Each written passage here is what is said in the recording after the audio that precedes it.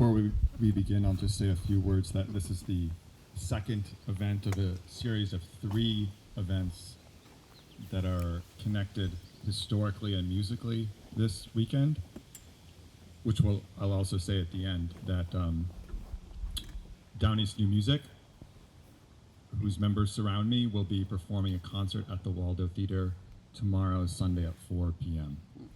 And yesterday, I gave a presentation and we had a discussion at Open House of History in town, introducing the ideas, the context of what we're going to conjure here today. But I'll repeat some of that because most of you were not there, so you'll have a run-up to the events.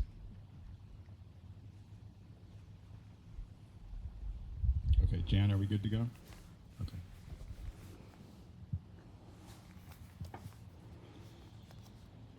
Welcome, everyone, and I want to thank Jennifer and David Wood for allowing us to be here on their lot to hold this event this morning. I also want to thank Downeast New Music for collaborating and being part of this experiment and adventure, really. Specifically, I want to thank Conrad Winslow for his support and work with me on this and many other events, ideas, activities, collaborations. And finally, thank you all here today as we discover together what we are creating. We're gathered at the site of the old German church before it was moved across the river. On the next lot, just south of us, as originally laid out, was the Moravian church. Our subject today is the feelings and relationships that took shape around that place and moved us to where we stand and sit today. I'm going to take the voice of a Moravian minister, adapted from the historical account he wrote in the 1760s when he lived here, newly translated into English and available at the Historical Society here in town. With the interposed sounds and songs that you will hear and the bodies moving around us, what we are exploring is the role that voice, presence, and position play in generating emotions and shaping how we feel about each other, leading to the communities that we form. My hope for this morning is that our listening enacts its own kind of emotional openness, that our listening is a form of resistance to dominant narratives that tell us how to think and how to feel.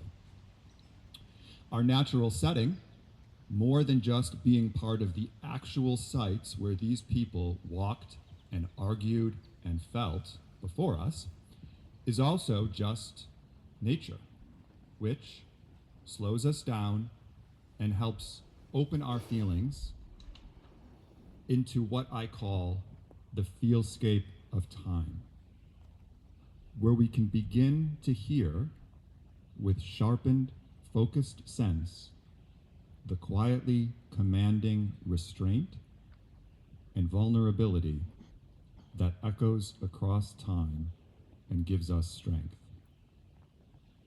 History begins not behind us, but before us, out there, waiting to affect us. Our task is not simply to tell new stories, but to enter into a world of shared encounter where we gain our most essential meaning and direction. To begin, let me set the broader spatial and emotional landscape, the stage our actors will share, and we as well. The German settlers arrived in this area in the mid-18th century with a strong sense of purpose and self-respect, hoping to establish productive lives. Colonial authorities repeatedly treated them as expendable buffers against native resistance during wartime. By the early 1760s, following the French and Indian War, Broad Bay, which was the name for Waldoboro then, occupied an uncertain liminal space. The fighting had ended. People desperately wanted stability and predictability, but order had not yet returned. Authority was unstable too. The settlers' principal patron, Samuel Waldo, had died in 1759 on an excursion to survey more land. At the same time, many settlers here were facing massive land dispossession. Those living on the west side of the river, the other side, discovered that their farms lay outside the original Waldo patent. Some were forced to abandon their land and relocate to the east side of the river, where we are. Others had to repurchase their property that they believed they had already owned. Local historian Jasper Stahl describes the consequences in emotional terms, such as bewilderment, rage, helplessness, and injustice. Imagine the frustration of believing you had finally secured a home, only to be told that your claim meant nothing. Imagine being asked to pay again for land you had already spent years clearing and cultivating. These were not merely legal disputes. They shaped how people experienced and felt about their daily work and their future. Now, imagine all this happening after war and death, and after being forced to live in close quarters with your neighbors in a communal garrison for a number of years. People felt angry and hopeless. So much remained beyond anyone's control. Anxiety spread. The boundaries of land were uncertain. Legal claims were contested. Authority was unstable. The possibility of maintaining order began to collapse. Some settlers considered abandoning Broad Bay altogether. Others lashed out, destroying property or dragging stones back onto cleared fields simply to diminish the value of another person's land. Feeling powerless, people grew spiteful. Religion offered a framework of order in a world where little else felt secure. Religion held tight the emotional crossroads between home and the unknown. Families and communities organized themselves through religious structures of authority and meaning. Religion answered practical questions. Who has the right to tell whom what to do? And why? Why should anyone obey? Religion reassured people that the world still possessed meaning and direction. Without such a framework, many experienced profound existential uncertainty, which was nothing but, and all the more real for being, a very strong feeling of the unknown. These same questions had shaped religious belief in Europe for centuries. One of Broad Bay's earliest German settlers, George Hahn, had spent time in Moravian communities in Europe, which gave him spiritual inspiration and where he also met his wife. Together, they emigrated to America, intending to join the Moravian settlement in Bethlehem, Pennsylvania. Life's journey was dependent on lots of factors out of one's control.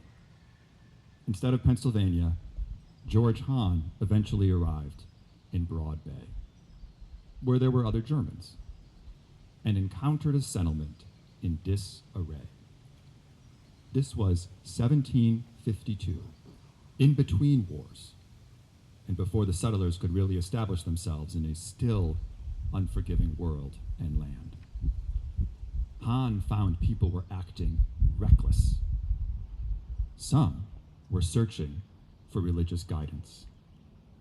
He gathered those who desired spiritual community to read scripture together and discuss printed sermons, trying to apply what he learned from the Moravians in Europe.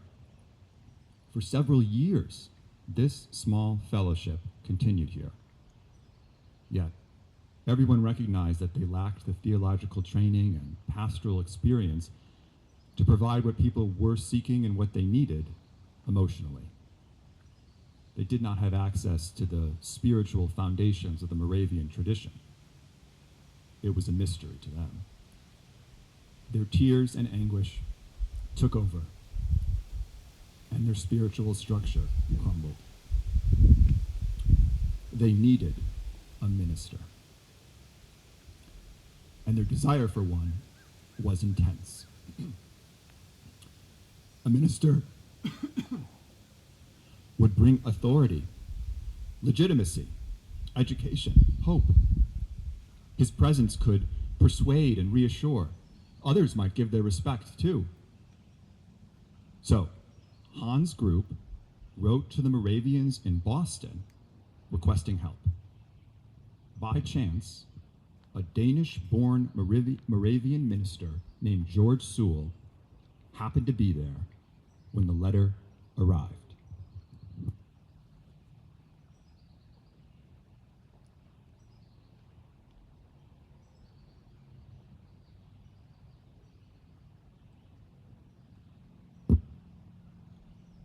That's when I first came in touch with this place. I thought we should go, but there was no ship. And then, just as we were about to leave, George Hahn's wife came by, exceedingly pleased to see us and begging us in tears to come. And so we did, coming back with her and arriving here in August. I preached to a large crowd, twice in Hahn's house, conducted a baptism, held evening meetings, and talked with the people long into the night. They begged us to stay and wrote a letter to our people in Bethlehem asking them, but it was intercepted by hostile hands and never arrived. Maybe that was a clue. I went to Connecticut for the winter and then came back here the next summer, telling them that the congregation in Bethlehem was ready and willing for me to serve them with the gospel, which they were very happy to hear. And since I was then going to stay for the winter, they resolved to build a meeting house, a church. Meanwhile, I preached to them and to all the people of the village who wanted to hear every Sunday, letting our people hold their small gatherings as before as well. I also began to preach in English from time to time, as there were English settlers here too, and I visited all our dear people diligently. Gradually, their hearts opened up. Everything was calm and peaceful until November, when the hired pastor arrived. A group of settlers had hired John Schaefer before I last returned, and he arrived in November to begin his work. What to say about him? He can't really be called a wolf, but rather a wild boar in the vineyards.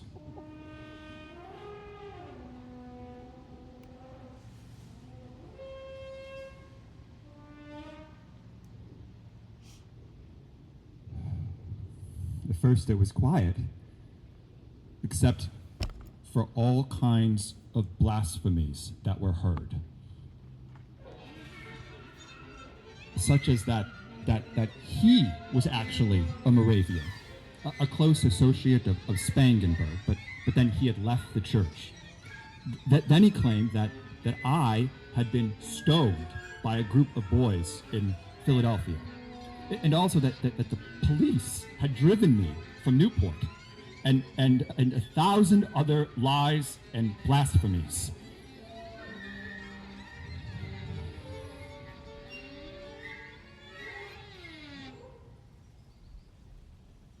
Despite all this, I visited him. And he was very friendly. I remained joyful and in good spirits in the presence of my God.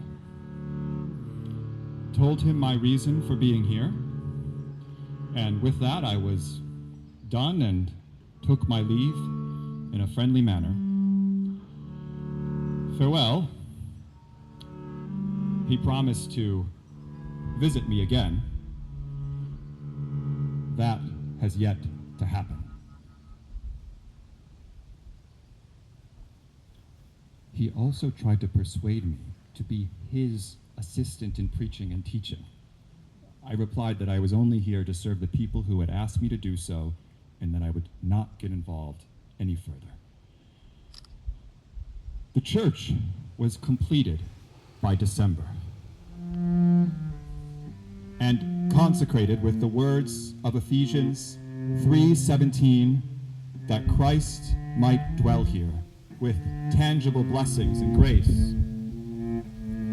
We knelt down and prayed, telling him of our circumstances and to take us into his protection. We could feel the grace. Everyone went home quietly. I moved in. I started teaching school for the winter, which included children of people who weren't worshiping with us.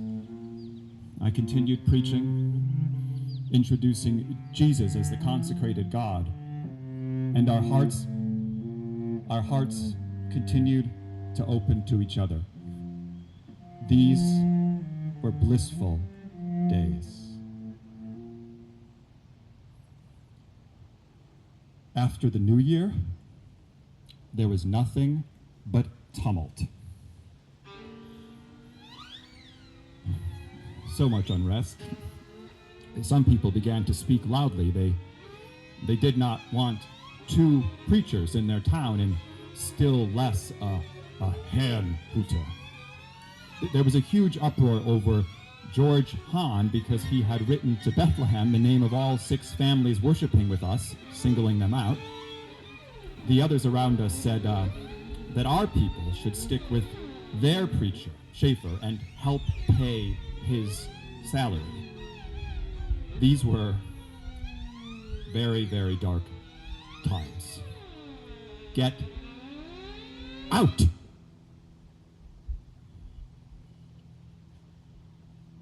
Nevertheless, we continued on our gentle, quiet path, and the Lamb was never ashamed to be here among us and continue his work of grace.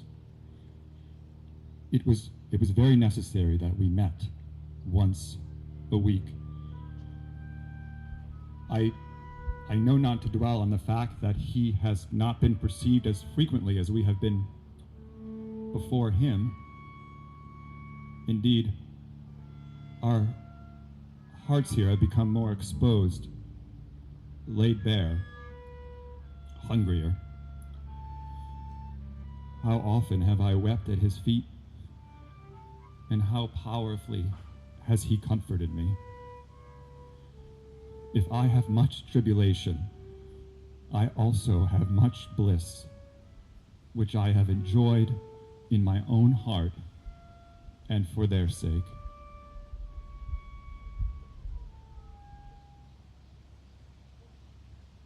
The fire smoldered under the ashes for the whole winter. Preparations were being made to send me away. With George Hahn, when the ice melted and the ships could sail again. In the meantime, my school went well. We came into possession of a spelling booklet and another full of testimony of the grace and reconciliation in the blood of the Lamb. On the 10th of May, the fire broke out. And Han and I were actually led away under the escort of 30 to 40 armed men as prisoners. Our people just sat in the assembly house and did not say a word.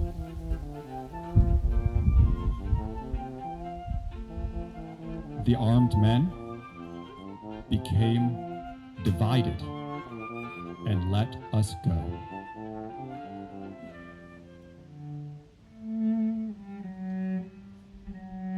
Then I resumed my work, as before, comforting and refreshing my friends, remaining in good spirits throughout. In June, they took away our people's forest meadows. Still, our people resolved that they would rather endure everything than to let their heart and mind turn away from the gospel.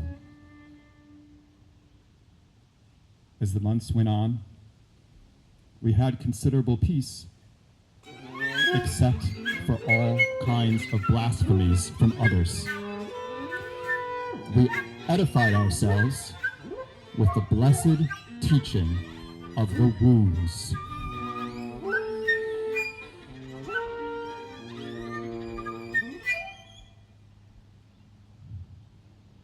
But many hearts among us were saddened,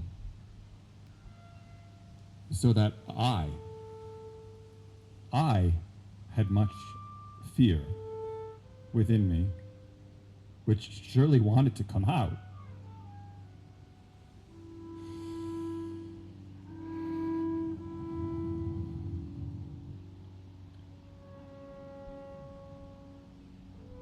The true Spirit has brought out what is good for their hearts.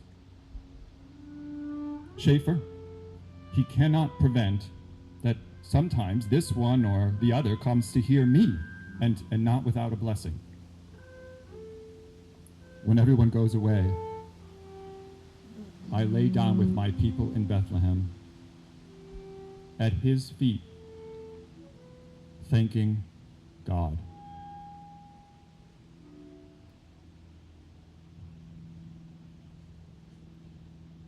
The turn of the next year, 1764, was so tough. Yes, it was winter, but from outside, the disturbances began again. This time, it was a little different. Late last year, a German newspaper arrived here from Schaefer's wife, who had left him, reporting something about his behavior toward her. Although they did not know all the details of what happened, 10 families withdrew from Schaefer completely. And as Reformed Christians, they remained loyal to the Reformed schoolmaster. These included the people that Schaefer most relied on and trusted to carry out his design. When our people got hold of it, I asked them not to reveal it, as it would only cause unrest. Our Han showed others the newspaper. It became known among everyone. Then it spread everywhere. Schaefer sought revenge on Han. He had him arrested by an Englishman in the name of the king, because 6 years ago he had baptized children when there were no pastors here at all. More and more people were attending my sermons. This winter even, our sermons were sometimes well attended. But Schaefer did not stop preaching. The English live so scattered that I cannot reach them except by water. There are no proper roads here. Still, I have plenty of opportunity to preach nearby. I have done so several times this winter, and those from the neighborhood have also come to us. People continue to come to me, asking me to teach their children, including the children of a man who is one of my main enemies. To many parents now, the greater welfare of their children is more in their hearts than ever. This spring, a man came to me who had left Schaefer and was staying with his schoolmaster. He asked me to baptize his child because he was not allowed to have the schoolmaster baptize it. I promised to serve him because I had no freedom to refuse him. Then, when Easter Day came, and I was praying before the sermon, a crowd of people sent by the pastor came, two of whom came inside the church and told me to be quiet. They had orders from the pastor to take me out and throw me in the water. I told the people to be quiet. I was unperturbed. I looked at the two men kindly, and they left without saying much at all.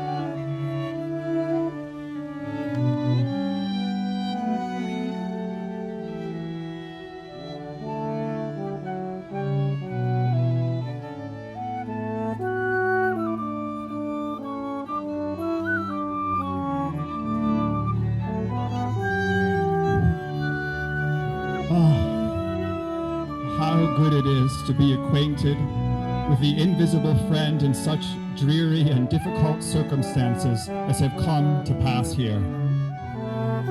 I have reasons enough to be thankful. Oh, if only I could be. If only every pulse were gratitude, every breath a song. How good that would be. But what would it be? For what is my gratitude? What is my doing? Is it something? It is His. So sprinkled and joined to it that I am mainly grateful that I can forget even myself and think of nothing but that there is a Savior to whom I belong and whose dust I am. This is my staff and my rod, my weapons, my heart's armor, my food, my drink, my stimulant, my refreshment, light and faithful counselor. My one and my all is and remains He alone. And how happy I am that I am His sinner. Yes, His, truly His. Shame on all honor. His disgrace shall be my honor, and from becoming or wanting to become unseemly great, He has preserved me and will preserve me until the end. But that I am His, and He has shown me such great mercy, I will confess without fear before everyone. Let people think what they will about it. I will boast that I know the Lord, even if the devils rage and the nations murmur. I will not cease to praise the mark of the nails.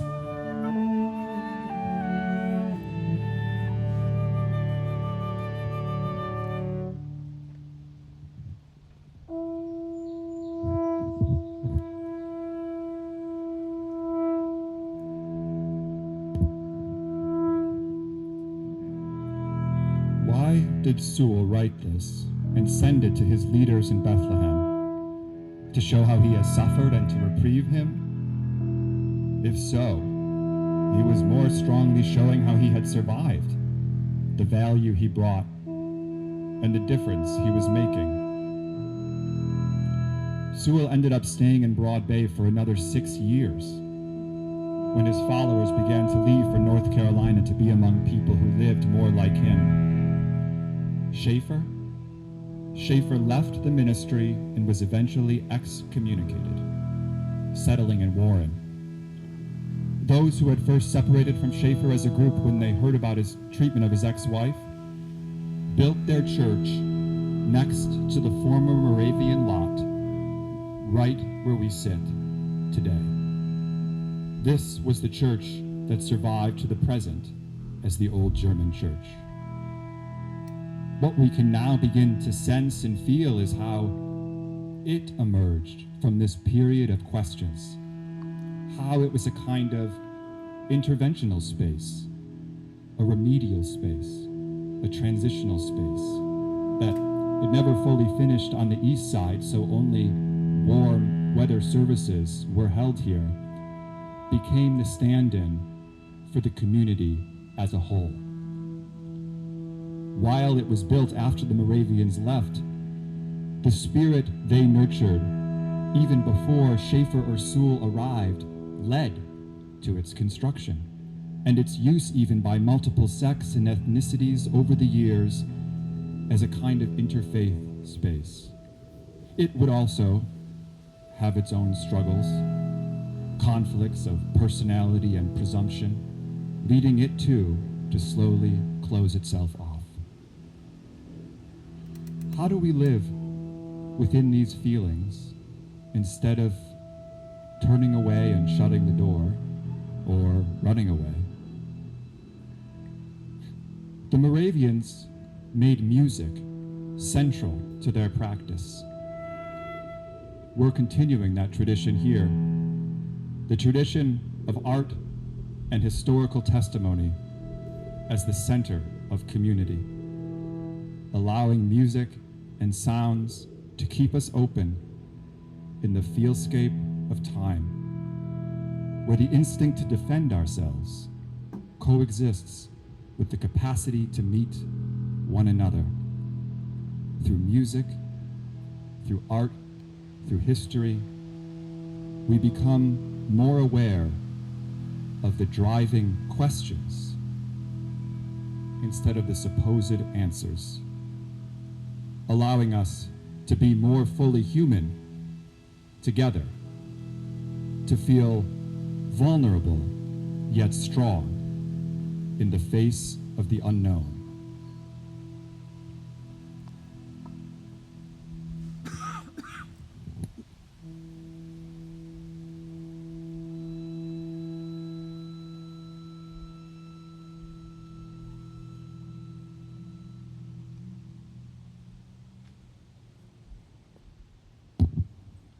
Thank you.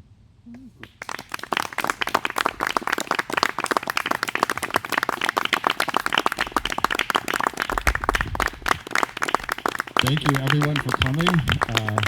That felt really, really great. Thank you all for participating. It's very meaningful for me, so I really, really appreciate it that you are all here together to witness this. Please attend the Downeast concert tomorrow at 4 p.m. at the Waldo Theater, playing new music and music, which means music written by people who are alive and thriving. So let us thrive with them. And if you haven't been by Open House of History in town, we have a full slate of installations, experiential installations on the upper level that pose some of the questions that we posed today in a broader sense of, around a broader sense of place and time. So thank you again. Thank you, Michael. Thank you.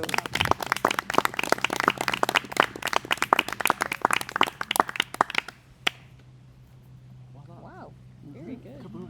Yeah, that was good. Yeah. That was something. Yeah. Well, I think just, yeah, it was freaky. It was like, whoa. Yeah. It was extreme.